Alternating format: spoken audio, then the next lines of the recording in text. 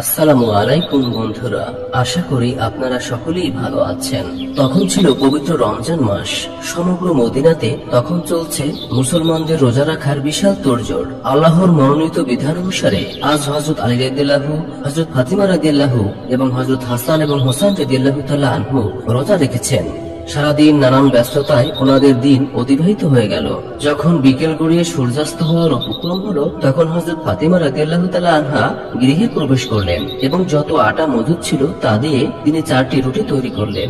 একটি রুটি হযরত আলী রাদিয়াল্লাহুকে দিলেন এবং অপর দুটি রুটি হযরত হাসান এবং হুসাইন রাদিয়াল্লাহু তাআলা আনহুকে দিলেন এবং আরেকটি রুটি তিনি নিজের জন্য রেখে দিলেন।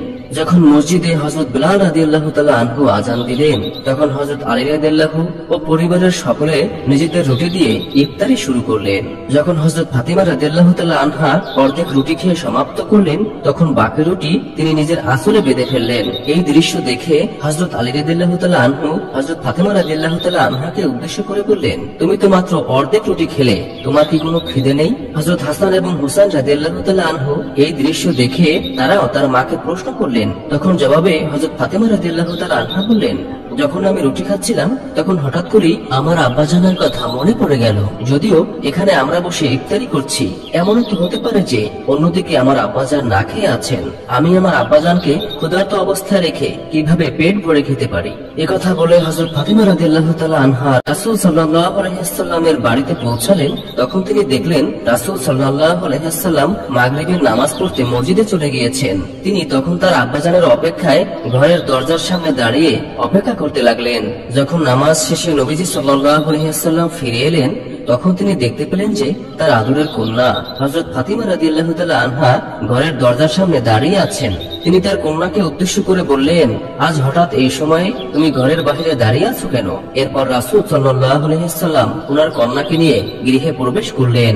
তখন হযরত ফাতিমা রাদিয়াল্লাহু তাআলা আনহা রাসূল সাল্লাল্লাহু আলাইহি ওয়াসাল্লামকে উদ্দেশ্য করে বললেন, আজ যখন আমি ইফতারি করছিলাম তখন আপনার কথা আমার প্রচন্ড মনে পড়ছিল, তাই আমি আমার খাবারের অর্ধেক আপনার জন্য নিয়ে এসেছি।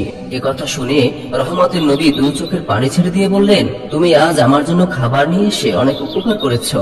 আজ যদি তুমি আমার জন্য খাবার না নিয়ে আসতে, তাহলে হয়তো আজকে আমাকে চতুর্থ দিনের মতো ক্ষুধার্ত অবস্থায় থাকতে হতো। নবীর মুখে এমন কথা শুনে হযরত ফাতিমা রাদিয়াল্লাহু তাআলা আনহা তার দু চোখের পানি ঝরতে শুরু করলো। তখন তিনি তার আঁচল থেকে রুটি বের করে তা ছিঁড়ে ছিঁড়ে রাসূল সাল্লাল্লাহু আলাইহি ওয়াসাল্লামকে খাওয়াতে লাগলেন এবং কান্না ভরা কণ্ঠে তিনি রাসূল সাল্লাল্লাহু আলাইহি ওয়াসাল্লামকে বললেন, আজ হয়তো আপনি আমার বদৌলতে কিছু খাবার খেতে পেরেছেন, কিন্তু কাল কি হবে? কাল কি আপনি খাবার জন্য কিছু পাবেন? আর আমাদেরই বা কি হবে? কাল কোনো খাবার পাবো কিনা তাও জানি না।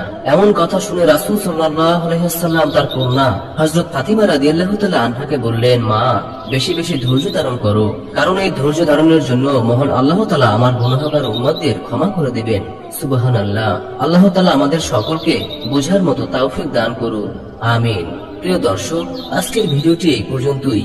ভিডিওটি ভালো লাগলে আমাদের চ্যানেলটি সাবস্ক্রাইব করে পাশে থাকা বেল আইকনটি অন করে দিন এবং পূর্বে সাবস্ক্রাইব করে থাকলে অসংখ্য ধন্যবাদ।